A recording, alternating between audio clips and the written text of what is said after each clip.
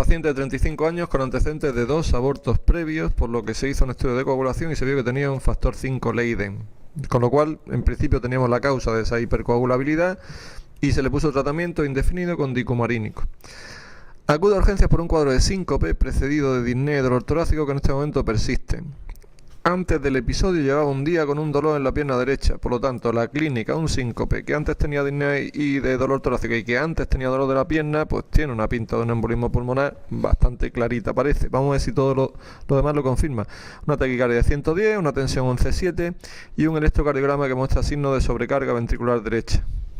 No siendo totalmente necesario, se le ha hecho una determinación de los dímeros D, que son de 3.000 nanogramos mililitros, cuando los normales son hasta 500, y una BNP que de 300. Las cifras normales son hasta 100, pero entre 100 y 500 ya sabéis que son valores que pueden ser tanto de insuficiencia cardíaca clara como no dar el diagnóstico definitivo. Y en cualquier caso, en el embolismo pulmonar también puede haber una BNP alta por la distensión del ventrículo derecho. Analítica, al ingreso tiene una anemia importante con hemoglobina de 9,3, volumen corpuscular medio en el límite alto de 99, unos reticulocitos de 140.000, en este caso sí tenemos unos reticulocitos altos, bilirrubina 2,9 y astoglobina indetectable, lo que significa una pinta de una anemia hemolítica.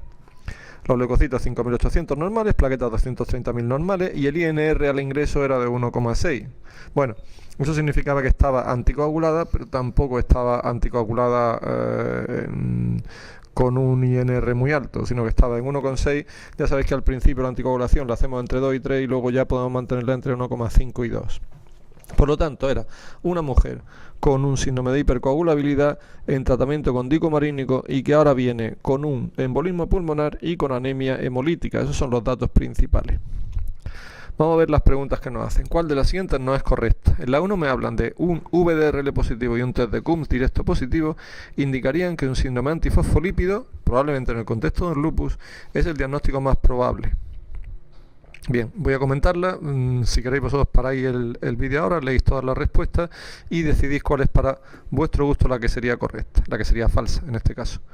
Bien, pues sí, efectivamente, una mujer con este cuadro clínico, si en el laboratorio tenemos datos clínicos que nos hacen pensar, junto con Loana, que nos hacen pensar en un lupus, pues efectivamente la hipercoagulabilidad sería por el anticoagulante lúpico y el test de Coombs directo positivo me justificaría la anemia hemolítica.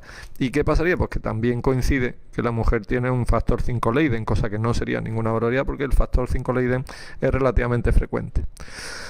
La 2 me habla de la citometría de flujo. Dice que podría ayudar al diagnóstico si demostrara una ausencia de proteína unida a los grupos glucosil, fosfato y inositol.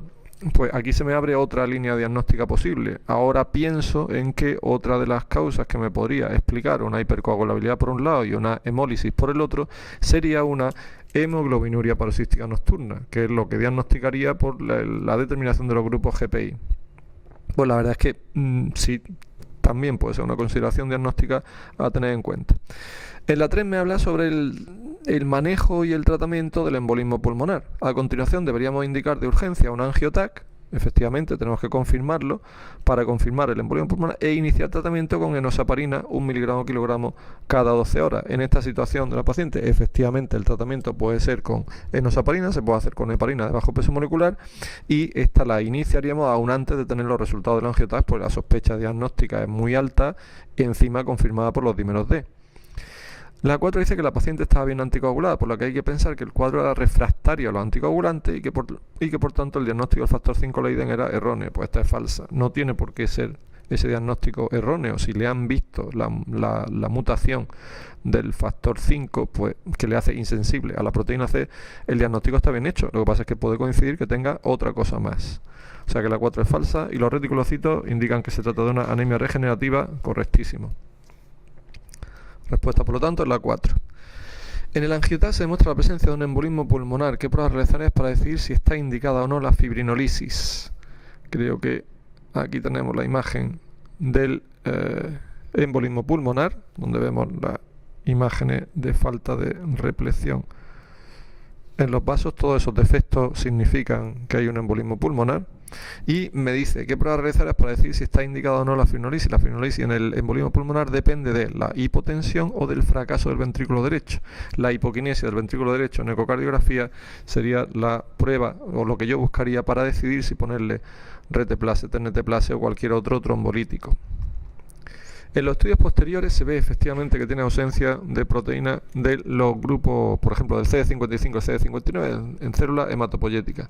¿Qué diagnóstico se emite y qué tratamiento recomienda? El diagnóstico es hemoglobinuria policística nocturna. Hay dos respuestas posibles, la 2 y la 3. ¿Qué tratamiento le ponemos? Pues cuando predominan las citopenias, en la HPN, que puede pasar, esta persona tenía hemólisis, pero podía tener también un cuadro predominantemente citopénico, un cuadro que se pareciera a una hipoplasia medular. Entonces pondríamos tratamiento mejor con quimioterápicos, con ciclosporina A y con antitimocítica. Sin embargo, cuando predominan las hemólisis, el anticuerpo monoclonal anti-C5 puede ir mejor. Entonces pondríamos tratamiento con eculizumab, que es la respuesta 2. La siguiente pregunta me habla sobre la duración del tratamiento con anticoagulante en personas con trombosis venosa profunda o un embolismo pulmonar. ¿Cuál es correcta? Os la leéis, paráis el vídeo y ahora comentamos. En caso de tratamiento indefinido con anticoagulación se recomienda mantener el INR entre 2 y 3, pero normalmente son los 6 primeros meses y luego se puede bajar un poco, a 1,5 a 2. Ante un paciente con 2 o más episodios de trombofilia, bueno, esta ya directamente hemos visto que es la respuesta correcta, entonces es la que señalaríamos. Las otras son falsas. La 2, ante un paciente con 2 o más episodios de trombofilia, el tratamiento debe ser indefinido. La 2 es falsa, por tanto.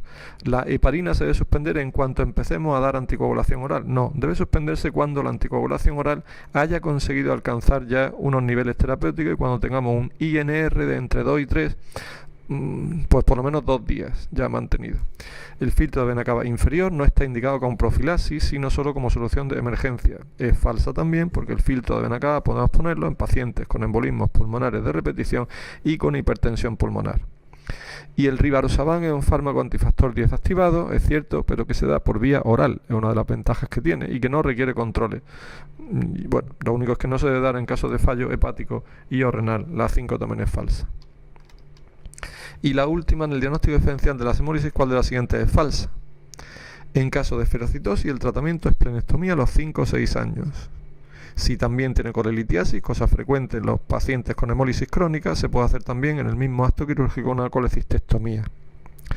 La 2. A diferencia de la PTI, en las crisis de anemia hemolítica autoinmune, la inmunoglobulina intravenosa no sirve. Pues esta es falsa, porque en cualquier cuadro producido por anticuerpos que estemos en una situación aguda, la inmunoglobulina intravenosa frenan la producción de esos anticuerpos y por lo tanto pueden servirnos como tratamiento. Las otras, por tanto, son ciertas. En la 3 me describen los datos principales que me hacen sospechar drepanocitosis, las crisis dolorosas, por ejemplo, hematuria, necrosis papilar, infecciones de repetición por neumococo, sobre todo cuando hay destrucción esplénica. Recuerdo que la drepanocitosis al principio puede haber esplenomegalia como en cualquier hemólisis, pero luego el bazo termina muriendo por infarto esplénico. La cianosis por metahemoglobinemia, hay que pensar en espinaca en los lactantes, nitrato, dazona, otra sulfamida o nitroprusiato en adultos. Y en el rasgo talasémico los datos característicos son reducción ligera de las cifras de hemoglobina en presencia de un recuento elevado de hematíes y un volumen corpuscular medio bajo, muchos hematíes pequeñitos con hemoglobina relativamente baja en lo que se llama una pseudopoliglobulia microcítica. Recordar que las talasemias también son datos característicos cuando ella clínica, los dianocitos y el punteado basófilo.